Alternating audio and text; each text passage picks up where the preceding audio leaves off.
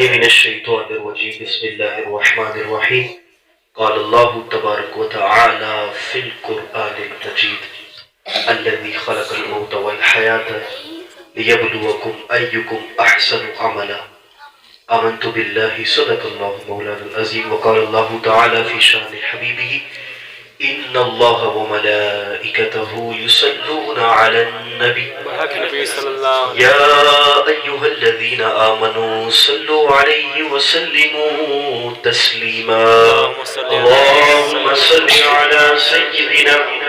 ومولانا محمد معدن الجود والكرم وعلى آله وبارك وسلم صلاة وسلاما عليك يا سيدي يا رسول اللہ. تمام حمد و صلات تمام تعریفیں اللہ جل شانہ کے لیے جو ہمارا خالق ہے، ہمارا مالک ہے، ہمارا رازق ہے، اور کروڑوں درود و سلام نازل ہوں اللہ پاک کے آخری نبی جناب محمد رسول اللہ صلی اللہ تعالی علیہ وسلم پر اور ان کی آل اور ان کے اصحاب پر اللہ رب العزت کی رحمت اور سلامتی نازل ہو.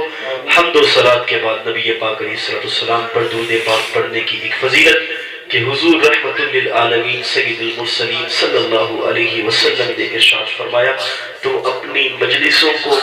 مجھ پر درود پاک پڑھ کر سجا لیا کرو کہ تمہارا مجھ پر درود پڑھنا کل روز محشر تمہارے لیے نور ہوگا. ایک دفعہ حضور رحمت کے لیے مل کر درود پاک پڑھنے صلو علی الحبیب صلی اللہ تعالی علی محمد وعلی آلہ واصحابہ وبارک وسلم. ہم تو اللہ کے ولیوں کے ساتھ جو نسبت رکھتے ہیں اس کا قرآن سے کیسا نرالا ثبوت ہے اور قرآن کی کیسی کیسی آیات اس پر شاہد ہیں کہ اللہ کے نیک بندوں سے، اللہ کے اولیاء سے، اللہ کے نبیوں سے جو پیار ہے اس کے کیسے کیسے انعامات رب العالمین نے لوگوں پر فرمائے ہیں. اور انسان تو انسان اگر اللہ والوں سے، اللہ کے نیک بندوں سے کسی جانور نے بھی جو ہے یارانہ لگایا اور ان کا باادب بنا تو اللہ نے انہیں بھی مقبول ترین بنا دیا. تو جو ہے اب تو کسی نبی ہے تو آنا نہیں دنیا کے اندر، یہ کام تو اللہ کے جو ہے نیک بندوں کے ذمے ہوتا چلا آ رہا ہے. نبی پاک علیہ السلام کے بعد آپ کے صحابہ نے اس بیڑے کو سنبھالا، ان کے بعد تابعین نے سنبھالا، پھر تبع تابعین نے سنبھالا. قیامت تک ایسی جماعت تو رہے گی کہ جو اللہ کے دین کی تبلیغ کرتی رہے گی، اللہ کے دین کے لیے جہاد کرتی رہے گی. یاد رکھے شاید کوئی ملک جو ہے وہ کفر کے ہاتھ لگ جائے، کوئی جو ملک ہے اسلامی ملک وہ کفر کے ہاتھ لگ سکتا ہے، لیکن اسلام کبھی مغلوب نہیں ہو سکتا. لیکن اسلام یہ کبھی کفر اس پر غالب نہیں آ سکتا. تو بات یہ ہے کہ اللہ کے نیک بندوں کا جو درجہ ہے وہ بڑا بلند ہے. یاد رکھیں کہ اللہ رب کریم قرآن مجید کے اندر سورہ نمل کے اندر بڑی خوبصورت بات ارشاد فرماتا ہے، اور وہ بات کیسی پیاری ہے کہ ایک چونٹی ہے وہ جو ہے اپنی ساتھی چونٹیوں سے ایک کلام کرتے ہوئے کہتی ہے کہ اے چونٹیوں اپنے اپنے بلوں کے اندر جلدی جلدی چلی جاؤ. کیوں چلی جاؤ؟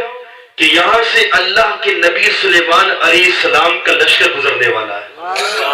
کہیں ایسا نہ ہو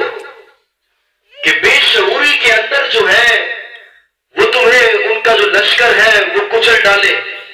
کہیں ایسا نہ ہو جائے. وہ چونٹی جو ہے اپنی ساتھی چونٹیوں سے یہ بات کہہ رہی ہے، اور اللہ کے جو نبی ہے وہ ابھی 3 میل دور ہے، ان کا لشکر تو ابھی آ رہا ہے، لیکن اتنے دور سے وہ 3 میل دور سے اللہ کے نبی نے انسان تو نہیں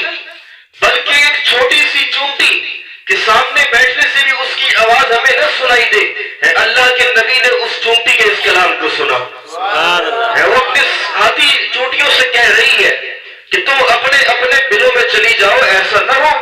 ان کا لشکر تمہیں کچل دے. تو اللہ کے نبی سلیمان علیہ السلام نے اس پر جو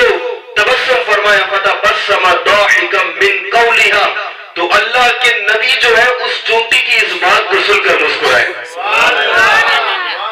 اللہ کو اس چونٹی کی ادا اتنی پسند آئی